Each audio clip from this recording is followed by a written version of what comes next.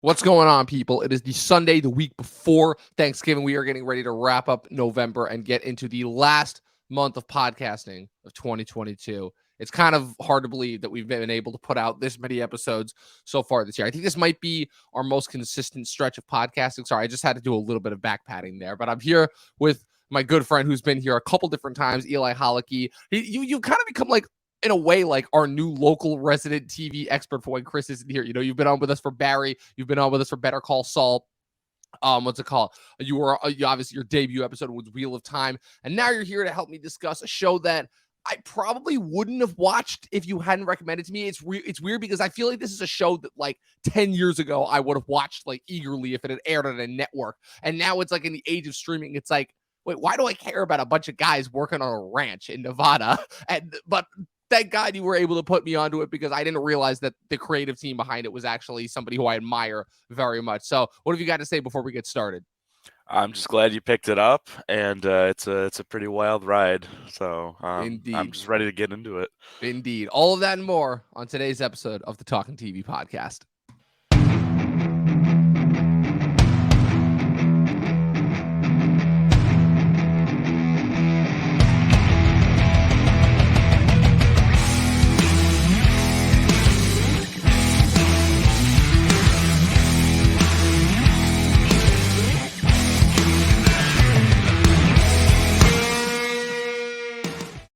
All right, what's going on, guys? It is Sunday, November 20th.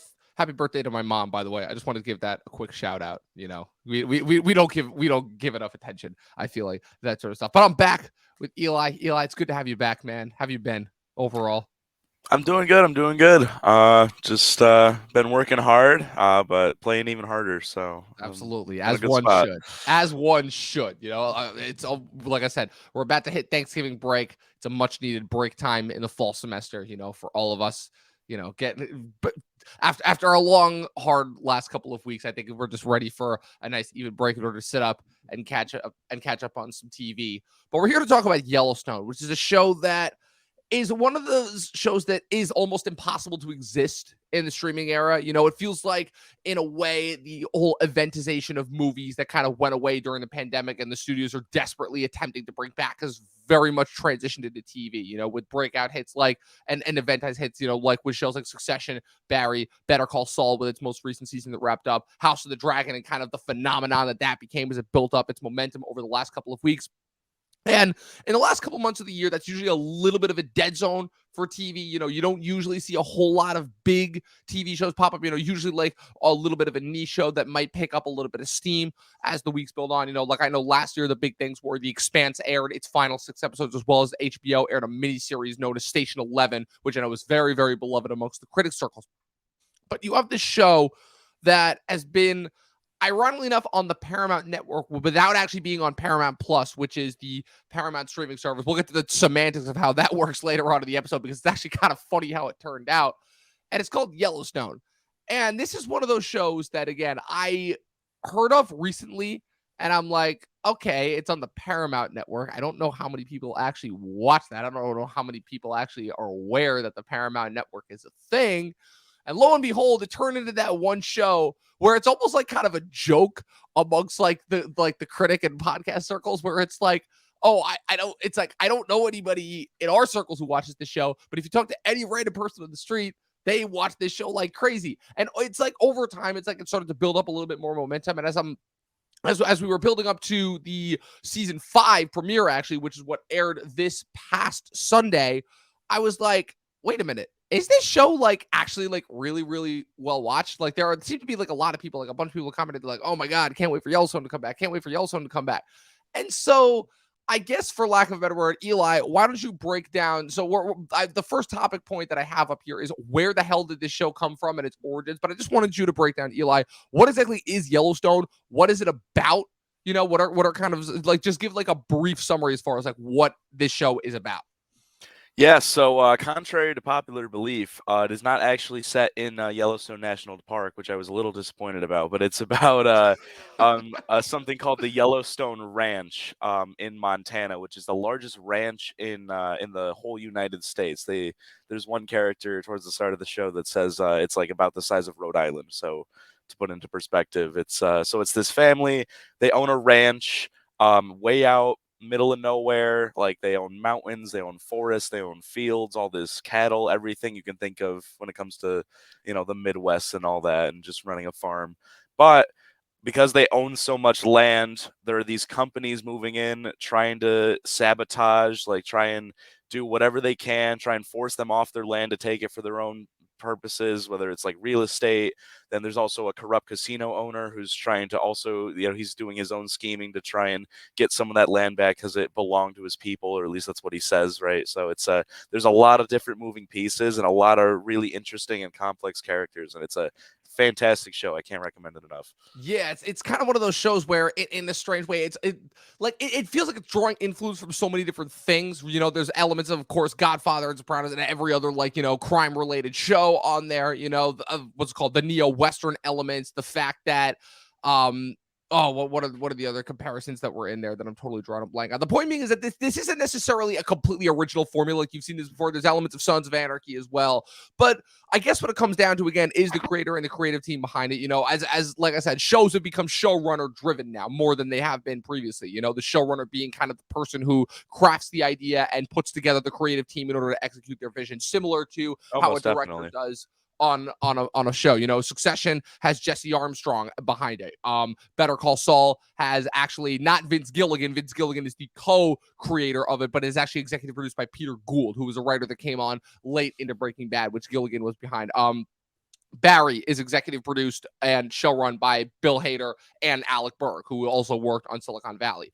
So shows kind of have their showrunners now that are starting to become like in the same lexicon as directors. And the showrunner of Yellowstone is somebody who may not be super familiar to a lot of people, but if you're familiar with this guy's body of work, then you understand that he is no slouch. That is Taylor Sheridan. And for those who don't know, Taylor Sheridan actually was a former actor who worked on, who has actually been in several things that people have seen before, most notably, at least my introduction to him came from the first couple seasons of Sons of Anarchy, in which he played the police chief that was kind of the number 2 to Dayton Callie's Wayne Unser, who unfortunately met his demise in the beginning of season 3. And I had no idea just how talented this guy was, because next thing you know, I remember seeing his name in the opening credits for Sons. And then as time goes on and I'm watching more movies, I start seeing his name pop up on like screenwriting credits. And I'm like, wait a minute, this guy's a screenwriter?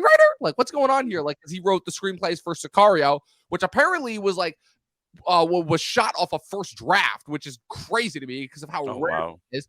Sicario and Hell or High Water, which are both 2 extremely accomplished movies that I'm a big fan of.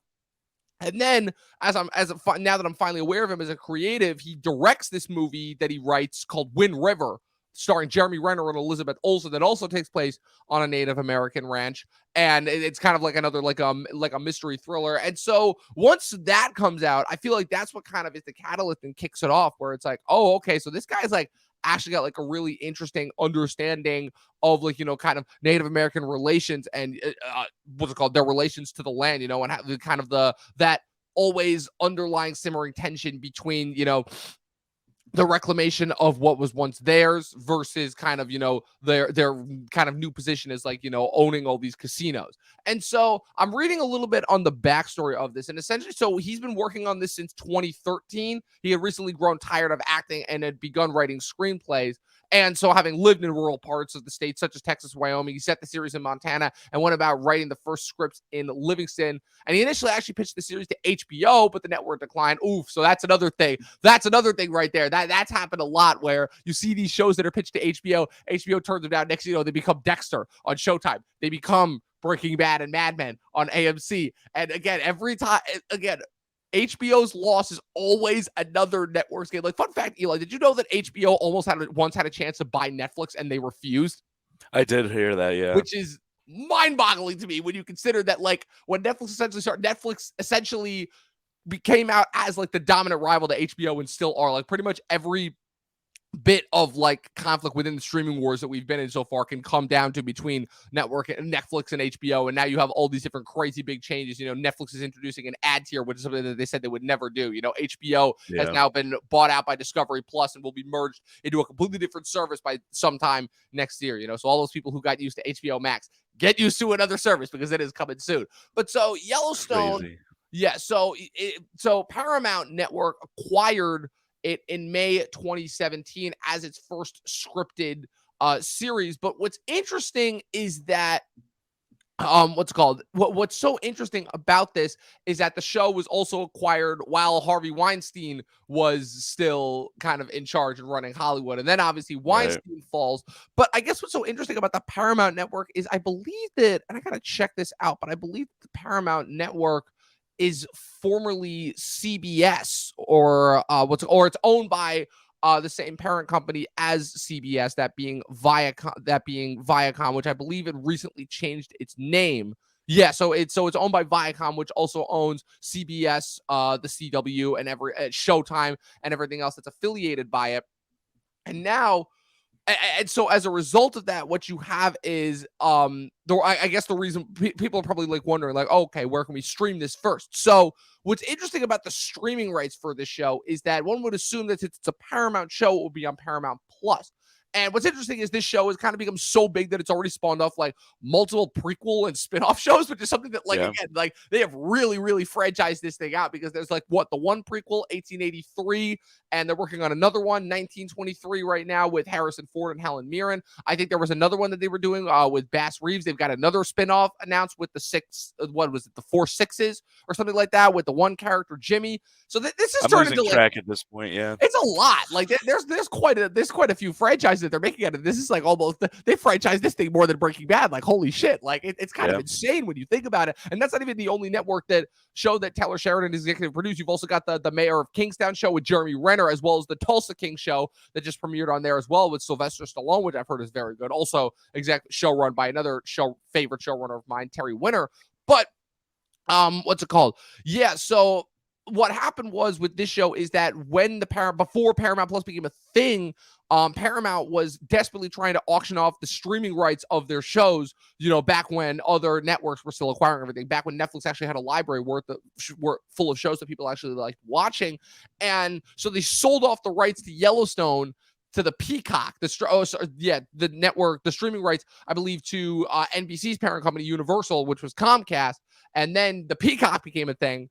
So now Yellowstone is available to stream on the Peacock, but all the rest of its shows are still owned by the streaming rights, at least, are still owned by the parent company, Viacom. So it's interesting how that works. And now there are apparently rumors that Viacom and Comcast might merge at some point. I don't know. It's gonna be a very interesting next couple of years, as far as now that Wall Street has turned on Hollywood, and now that we're in a little bit of a recession right now. Oh, sorry, I know that's something that the higher ups don't want us to talk about, but we are in a recession right now. So you're going to see a whole bunch of murders coming. Disney is still waiting for the right moment in order to acquire all of Hulu. So it's going to be a very interesting next couple of years as far as the streaming shows go. But Taylor Sheridan has definitely made a name for himself as far as one of the bigger and more important streaming kings, let's call it, to look out for, because he has essentially generated this entire franchise that is watched by millions of people and seemingly almost ignored by critics, because again, it feels like Yellowstone is only now starting to really, really catch on.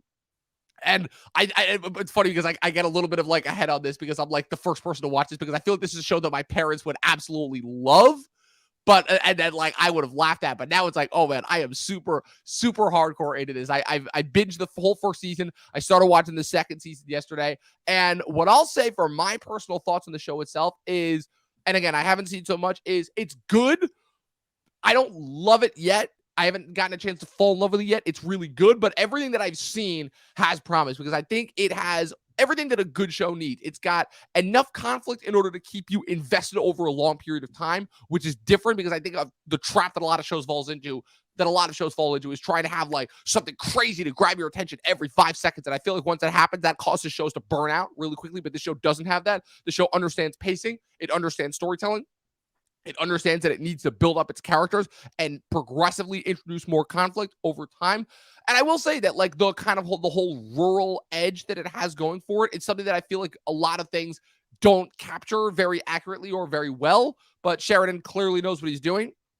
I also think that the first season at least also does this thing that I love, which is when the showrunner who's in charge writes and directs every episode, and that it really, really shows, because that whole first season really ebbs and flows almost like a movie, as we're introduced to all of the characters and all of their dynamics and everything that's going on at the Yellowstone Ranch. And again, that first season, how it progressively builds up the family, the Dutton family, and kind of all their antagonists and all their conflicts that they have going on, kind of the moral gray that goes into each one of them. Because I think if we want to start with the characters, right? The thing about John Dutton, Kevin Costner's character, the kind of the patriarch, the runner of the ranch, is that he's got kind of, again, that surly middle American, dad / grandpa kind of feel.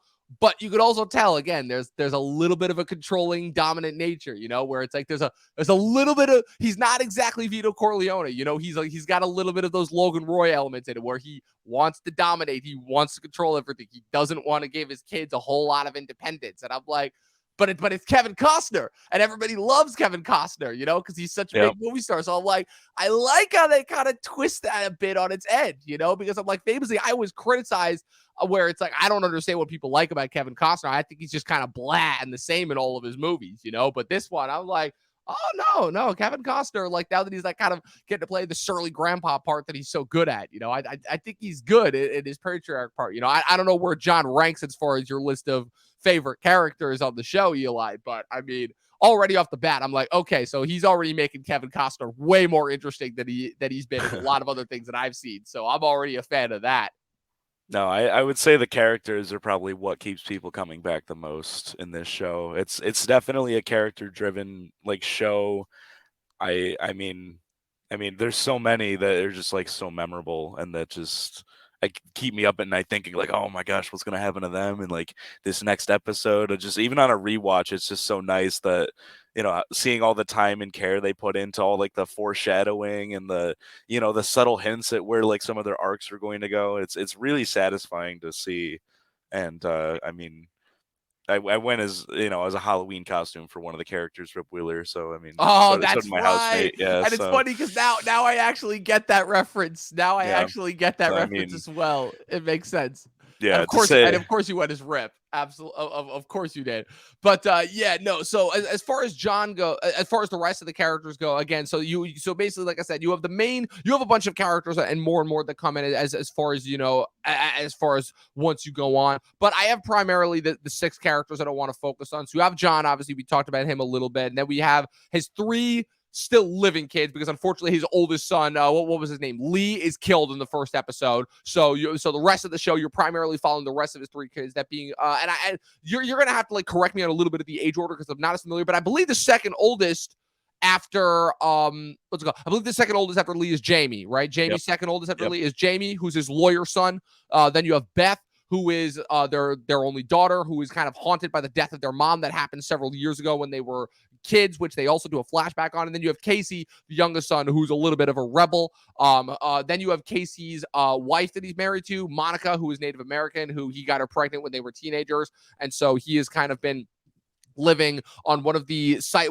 Remind me again, is one of the sites that are allocated to Native Americans. The Native American reservation, which is like I said, it's a little complicated when you get into some of the politics of it, but it's essentially just this larger area outside of like the general, like the town and the ranch, that where a lot of these like indigenous tribes of people live. They're very poor, obviously. Like, we see they're like all living in trailers, or there's all these rundown, beat up houses. Obviously, you can tell there's a lot of crime and everything, and it plays into a lot of the motivations behind some of the characters, especially like Monica, who keeps like kind of is being what's the word, like sort of manipulated by one of the antagonists of the show. Sort of being the key word there, because again, she's not an idiot, but she also, again, she's playing into her sensibility. Again, at least in the premiere of season 2 that I've seen, what's called a big thing is she accepted the university position that was offered to her,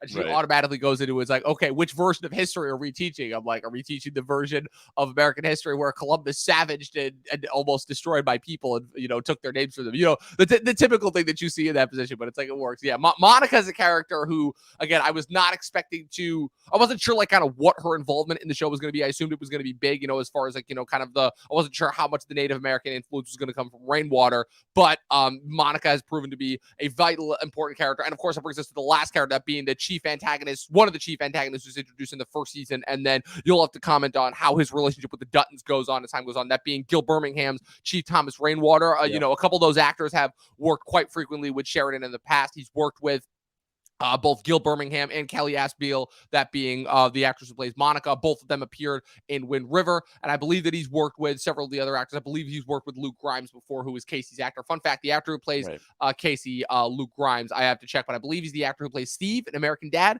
I'm not sure. He's worked on several Seth MacFarlane productions before, but I've already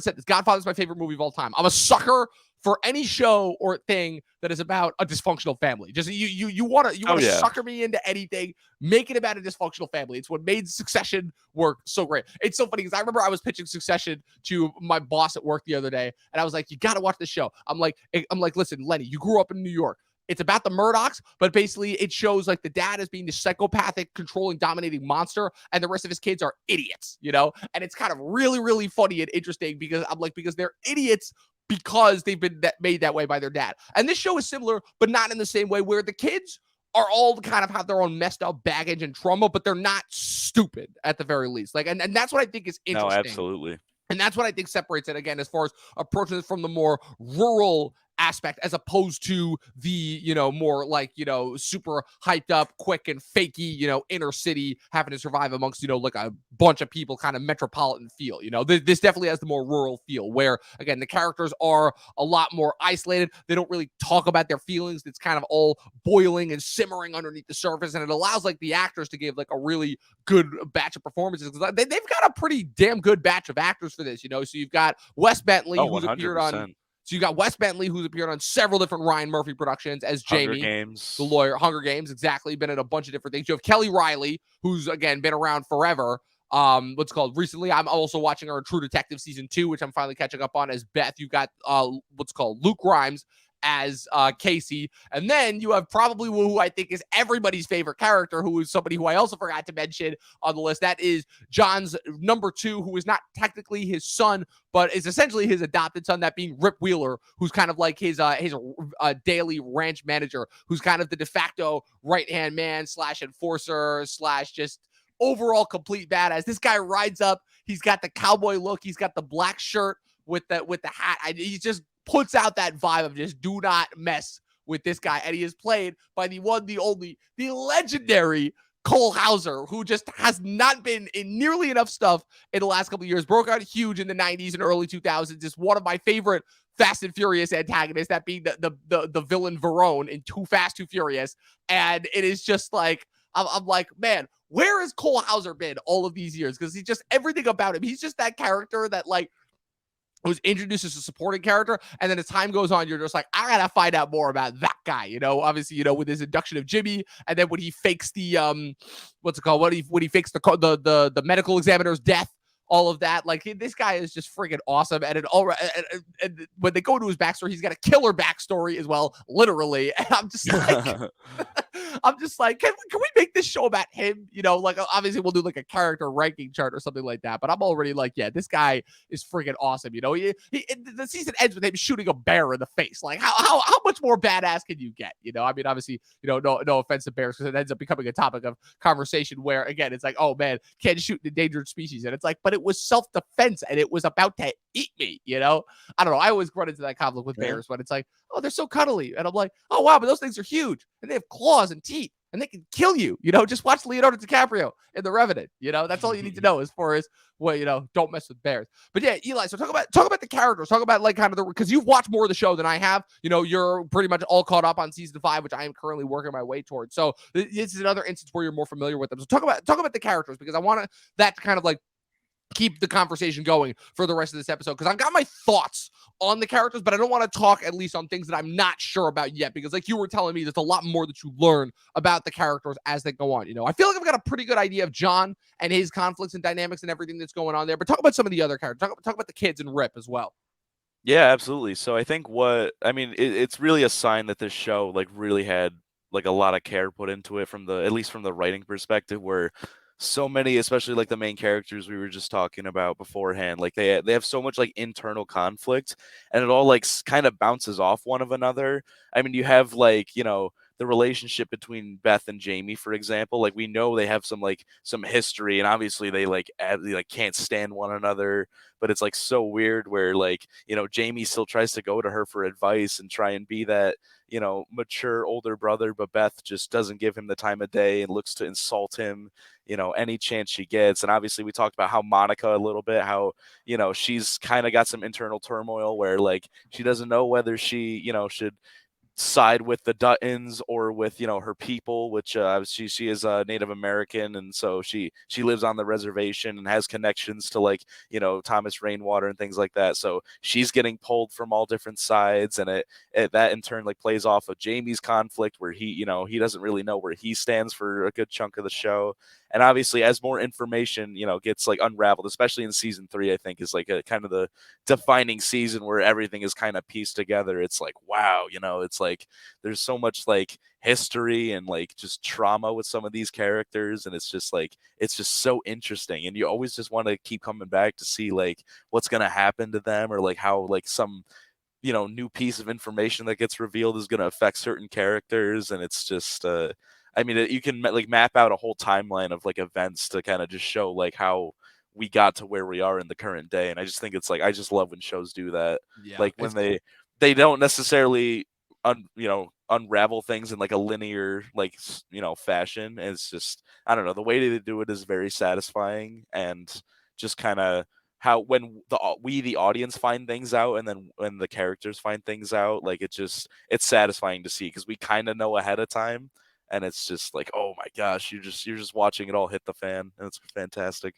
Yeah, biggest thing that I've gotten so far about the kids is Beth is clearly haunted by the death of her mother, which we see the flashback of in season 1, and how she's kind of low-key a de facto part of it. And then that goes into like a weird part of their relationship that also kind of kicks off later on in the Christmas flashback. We know that Casey is constantly on the run from his father, but cannot seem to escape from him, and we understand that he joined the Navy. And again, he moved in with Monica when he knocked her up at when they were both kids.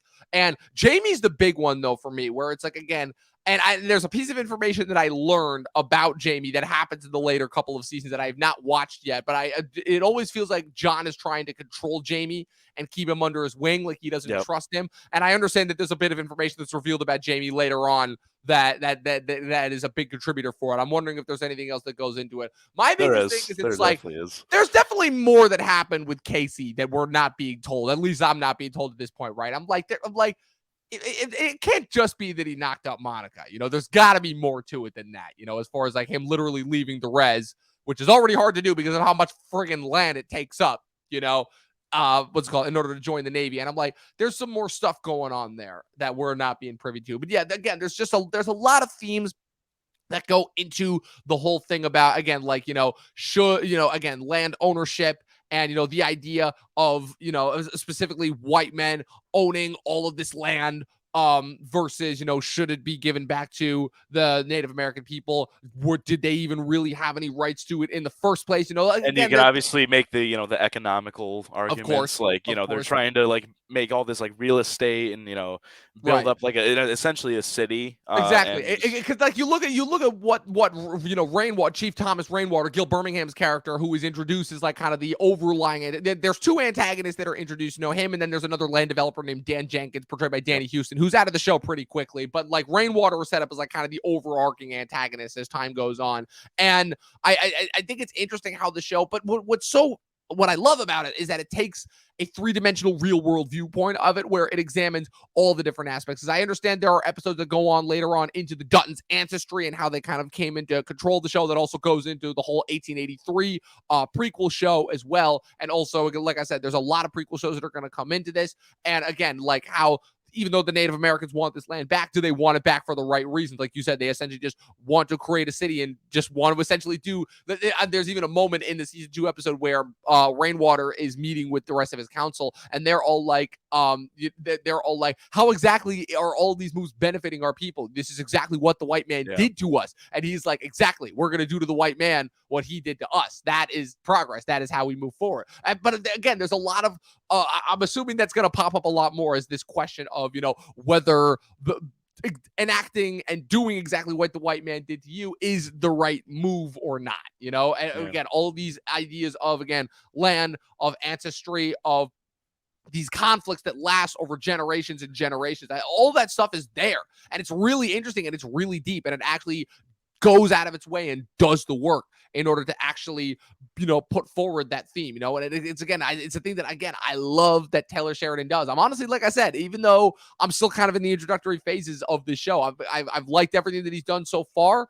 And this again feels like it's in that. So I'm really interested to kind of see where this goes ultimately. So yeah, I love the contrast between like tradition versus like modernization, and how like they just don't work well together. It's got to be one or the other. But then you have characters, no matter what side or what faction they're a part of, you have characters that go both sides and like kind of want to do things their own way, and it creates further division. And it's just that's always what you like to see, in shows like this. It's just like this constant conflict. Exactly. Yeah. Conflict is, again, drama. All good drama is conflict. And if there's no conflict, then you don't really have a show, as a lot of shows have been struggling to come up with. But yeah, like I said, it's a lot of good stuff. So now what we're going to do is this. I'm going to let you know what point I'm up to, and then you're going to take it from there as far as letting me know what I'm in for. Like, spoiler free, obviously, but again, like talking about some of the plot details and things that come on. So I just recently started season 2, and right now where we're at is Monica has left Jamie. She is raising their son. Casey. She is raising their son Tate on their own because she wants to avoid the conflict and the drama that is coming up.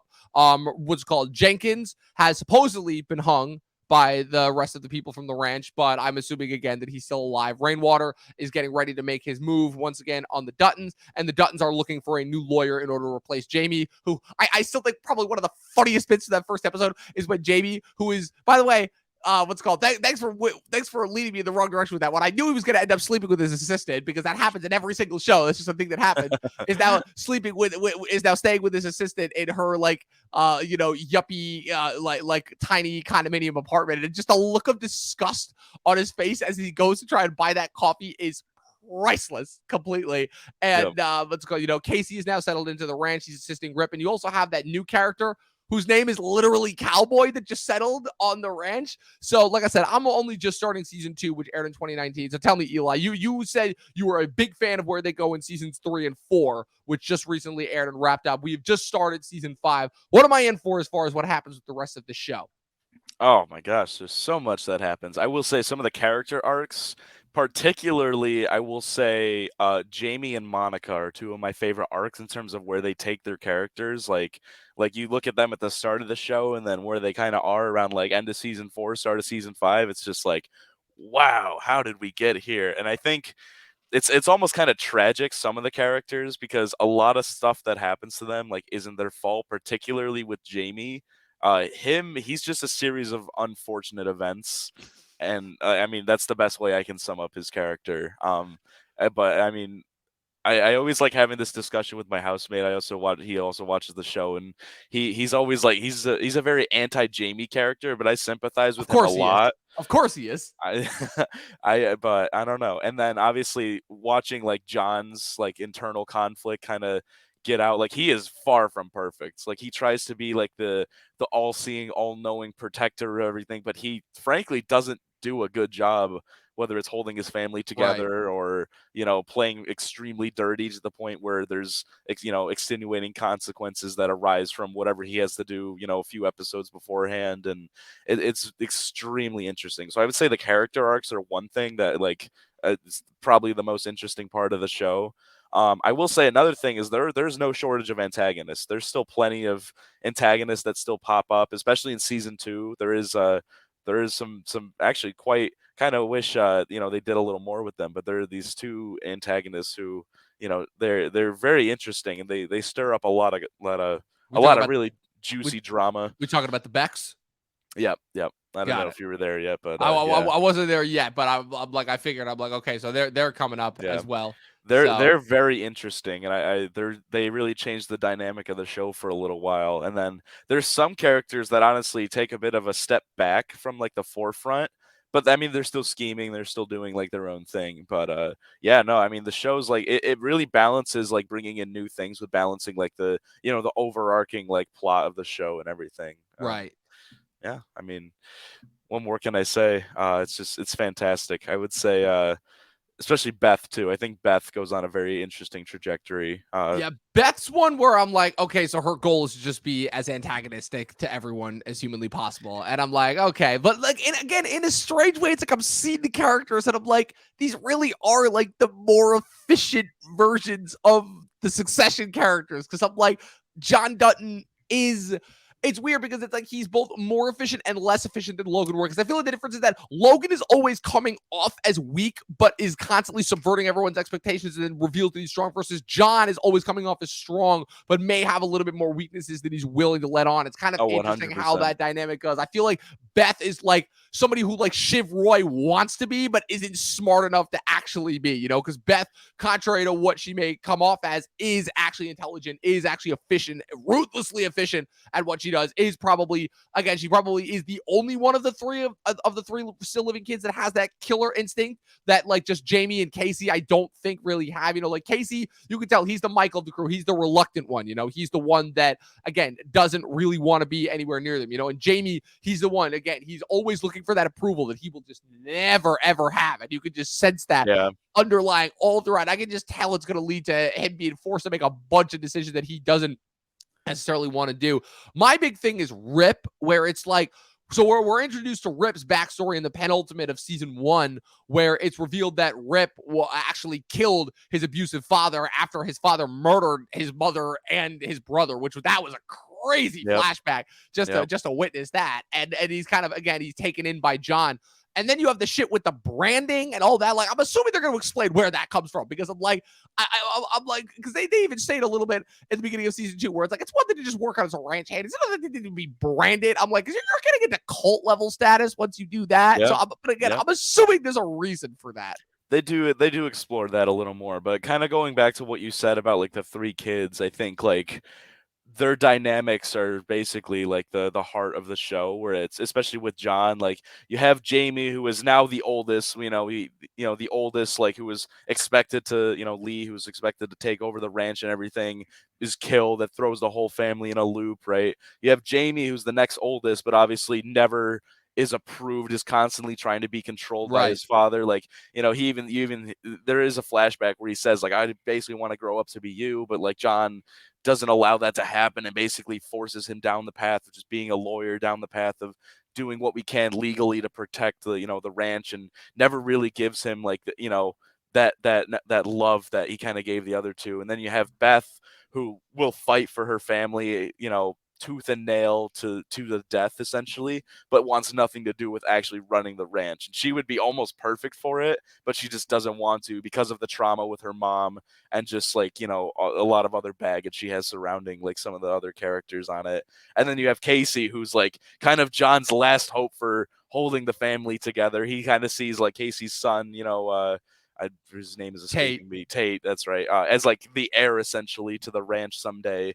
And he's like really trying to keep Jamie around, or Casey around. But Casey, like I said, with the conflict with Monica and everything, he's constantly teetering back and forth between like what side he really wants to be a part of, or who's really the worst out of everyone involved, like who's really the good guys, who's the bad guys. And I just think it's just so interesting, because there's no guarantee that anything's gonna work out. So yeah, definitely. We have a comment on here from Obi-Wan Toady saying, "What's up, boys? So much content nowadays, but definitely plan on giving this one a watch." Yeah, I would definitely recommend it. Like I said, it's one of those shows where it's a slow burn at first. Like you said, the pilot was like over an hour, was like an hour about and an hour and a half. Yeah, just about. Yeah, there was a lot of stuff. There was a lot of conflict that was building up. But I liked where it went, and I liked what the first season was building to. And like I said, it definitely, again, I wouldn't call myself a Yellowstone stan yet. I've yet to, again, well, all these TV fandoms, they gotta have their nicknames. Like I said, I believe the nickname that it came up for my Game of Thrones base was Raging Throners. But hey, I thought that one was a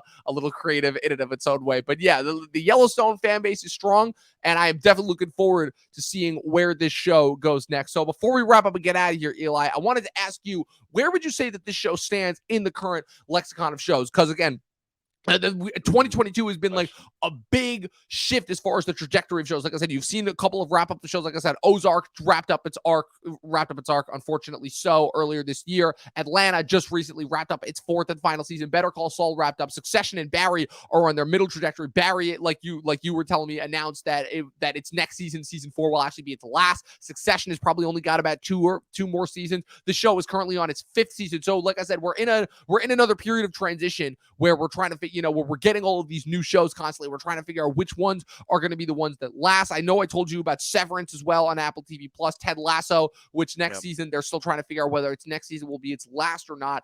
But so where do you think this show stacks up in comparison to the lexicon? Because as hard as this show has tried, it has still not gotten any Emmy nominations, which is kind of insane to me when you think about just how low-key and big and huge and popular the show has become. But I could see that, like, obviously, I believe it's been renewed for a 6th season, or it's in the process of getting renewed for a 6th season. Yeah. Which I'm not sure if the 6th season will be its last or will be its penultimate. Because once you get past 6 seasons, that's when you start to get into a little bit of a danger zone territory with these shows. But like you said, the shows have no shortage of antagonists. And Sons of Anarchy, which wasn't exactly the same show, but followed a pretty similar trajectory, was able to keep its consistency going at the very least up until its final season. That lasted 7 seasons. So where do you think this stands in the current lexicon of shows? I mean, I think it's phenomenal. Like, I'm pretty picky when it comes to shows. I mean, I need that consistent, like, good quality writing. I mean, I don't think the show is like perfect. It definitely has some nitpicks you can point out here and there. Especially I kind of criticized the end of season 4 a little bit for ending on like too much of a high, essentially, where I was like, oh wow, they kind of just, everything kind of went good. So Yeah. that's, like I said, you can kind of, and I feel like that's sort of subjective, but the fact that there hasn't been any Emmy nominations, I think, is a crime, because there is some stellar acting, especially in the later seasons, as the budget kind of picks up and everything, and they really start to know what they're doing. I would say that season 3 is kind of where, if you're not a fan after season 3, then it probably isn't for you. But I think season 3 is kind of where it just hooks everyone. I mean, man, where did I rank it? I mean, I would still say I like Barry and Succession a little more than it, but if I had to make like a tier list of shows, essentially, I think I would put Yellowstone in either low A or like the top of B. Got it. Yeah, so it's like right in there. Now, in comparison to your previous favorite show, Better Call Saul. In comparison to Better Call Saul, if Better Call Saul is a 10, then this show is probably a solid 8. Okay, guys, I think that's fair. Yeah, like I said, it definitely hooked me. It definitely has my attention. I'm definitely a fan of it for sure. Like I said, I still have yet to go before. I still, put it this way, I have yet to have that oh shit moment, because every show that I watch has that oh shit moment where I'm locked in. With Succession, it was the end of season 1 when with the waiter accident and just how that plays out. With Barry, it was, I mean, Barry kind of hooked me for moment 1, but it was probably the end of the first episode when he shoots the guy that's like waiting, the Russians that are, or the Czechs that are waiting outside the room. Better Call Saul was a slow burn for a while, but it was just like, again, just the pace of the writing. And this is another one where it's like, again, it has yet to have that like really oh shit gripping moment. But like I said, it's got a good batch of characters. It's got a good trajectory. It's got a good pace to it. And like I said, it's definitely, I think, has done its homework as far as, again, Sheridan has been around. He knows what makes good shows. He knows what makes he knows what makes good entertainment. He is interested in making subject matters in areas that people are actually interested in watching. And the shows are very, very well made. The productions are really high. Again, there are a lot of great people working on this show. I actually just, fun fact, not to humble brag a little bit, but at the acting school I'm at, I just learned that one of my assistant teachers' husbands was actually working, was actually working as a stuntman on Mayor of Kingstown, which is another one of Taylor Sheridan's shows, which again, that's a prison-based show where basically Jeremy Renner is essentially going around in order to monitor all these different prisons. And there's this one where it's like a SWAT team has to take a prison, but like from what I heard, the way it's filmed, it's like it's so real and visceral and on the ground and in your face. And I'm like, oh man,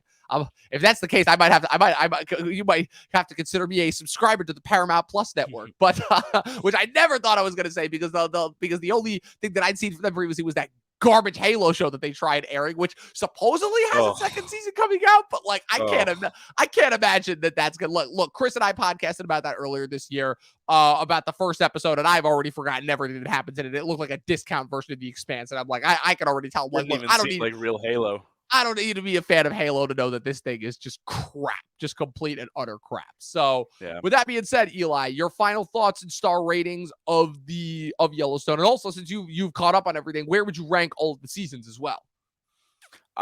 Me personally, I would definitely put season 3 at the top. I think that's probably one of the more memorable seasons of TV I've probably seen the last like 5 years or so. Then I mean it's a pretty close between season 1 and 2. Not that season 4 is bad.